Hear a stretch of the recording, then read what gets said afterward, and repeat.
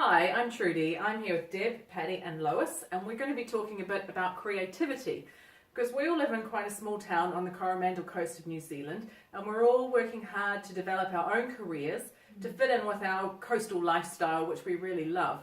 So I'm newer to town than these ladies, so I want to find out a bit more about how they've done it. So Deb, when you first got here, how did you start applying what you already knew to developing something here?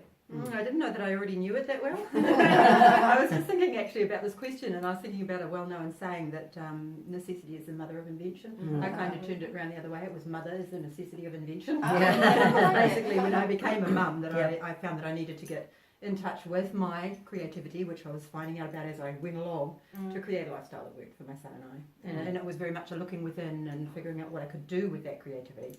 So what did you actually do? I started making artworks and things that I sold in a small way around locally, and then expanded on that into various parts of the country. And then about 10 years ago, I formed an organisation with Patti where we were running workshops that involve creativity as well. Yeah, so that's Fig Jam workshops, but lately Patti is now a published author of a book called This Way Up. But that was a long time coming, and you've done tons of things before the book. Yeah. So what did you do?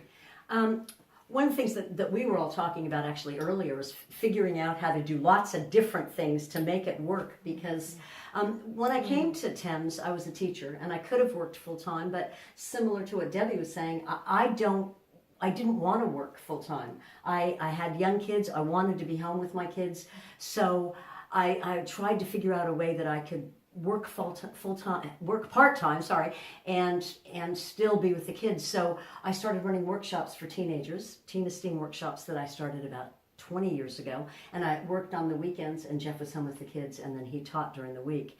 And then about 10 years ago, Deb and I formed Fig Jam workshops, and I took the facilitation that I was doing and started working with women.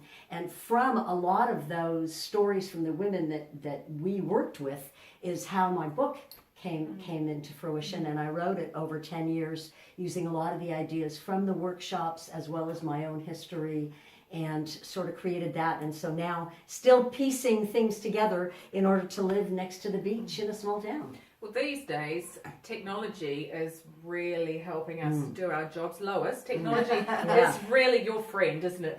Very much is. I couldn't do what I do without technology. Yes, and how do you use technology? Everybody for technology. Well, because when I came to this small town, previous to that, what I did was I was in the corporate world, right? And so when we found ourselves in this small town and I was by myself, I no longer had my husband, he passed, and I had 2 children, all of a sudden I was the one having to support them. I couldn't go back and do what I knew because we don't have corporate jobs in a little town. Yeah. And so it left me thinking, well, what am I going to do? You know, I know that I have a lot inside of me, and this town is not going to be able to provide enough. And so I started to question, well, what have I got? What are my strengths? What can I do?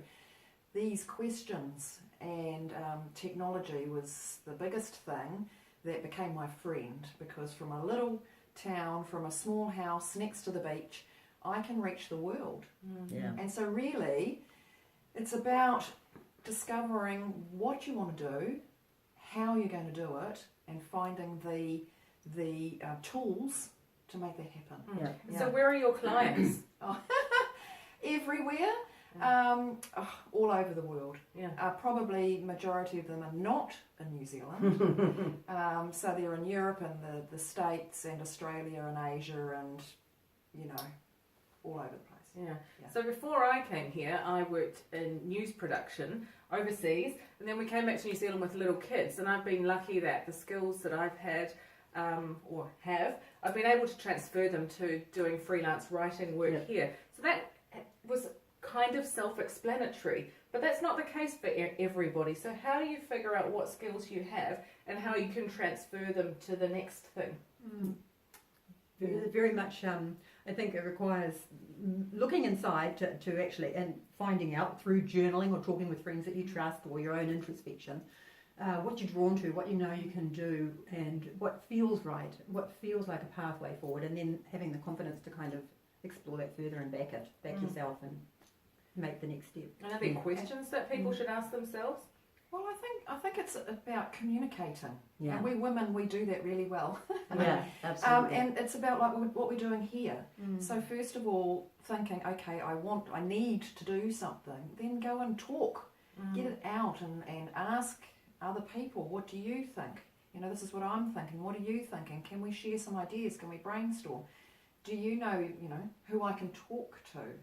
And from there, just following the breadcrumbs is pretty well what I did in the early years, was just taking every little piece of information that I could get and processing it, and then having the guts to actually go and do something with the information that was coming to me. Yeah, I was doing a lot more introspection. I was journaling a lot. You know, you talked about writing, and I was journaling a lot, sort of like, what am I going to do? How is this going to work? How am I going to make this, you know, with the skills that I do have in this small town? And also talking to friends. I mean, Debbie and I were sitting on my deck and saying, okay, we like each other, we have fun. How can we create something and actually work and have fun doing it? Yeah. Creativity is a word you guys use a lot, and it's not just about painting or sewing or dancing, is it? No. Creativity is much more than that. Yeah. It's very much an internal process, and it's very broad, and it's about how you live your life, really. It's much, much bigger than just painting, drawing, whatever. But it does require inward looking. Yeah, absolutely. I was just going to, do you want to add to that? The creative thing? No, I was just thinking before about, you were mentioning the steps forward. A lot of it's about confidence. It's really easy to have a good idea that you can move forward, and you know, you get that aha moment, I could do that in this small town. And often that can just die before it even gets born, because you go, but I couldn't because blah, blah, blah, blah, blah, blah.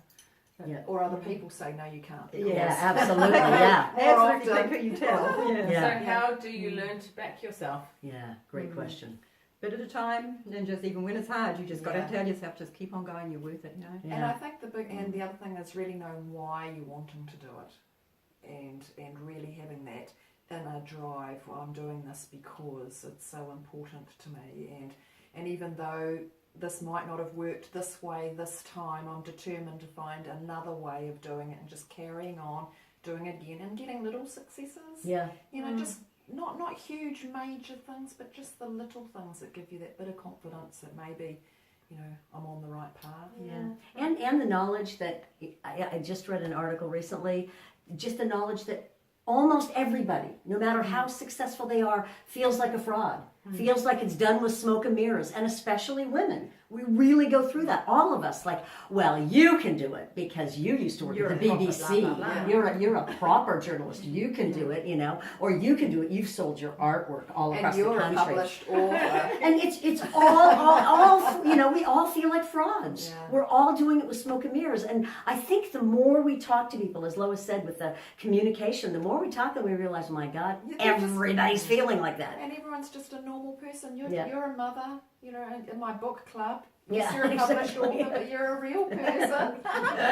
Yeah. Yep. What do they say? Fake it till you make it? Yep. Well, I That's think good, everybody's good faking speech. it, even though they have made it. You Yep. know what I mean? Yeah, There's an absolutely. element of that, isn't there? Yeah. Right. Well, on that note, Fake it till you make it. Something I'd like to add to that, though. I would like to add that sometimes you don't actually have what it takes to even back yourself. Yeah. And then I think that that's really a critical place. Yeah. And I think that that's got to be worked with. Don't give up on yourself. That's in right. case. It's got to be worked with Yes. through whatever avenue you can. Yeah. Even if that's only where you're sitting until you can get past it, don't give up. Yeah. excellent. Just go for it. Yeah, Perfect. go for it.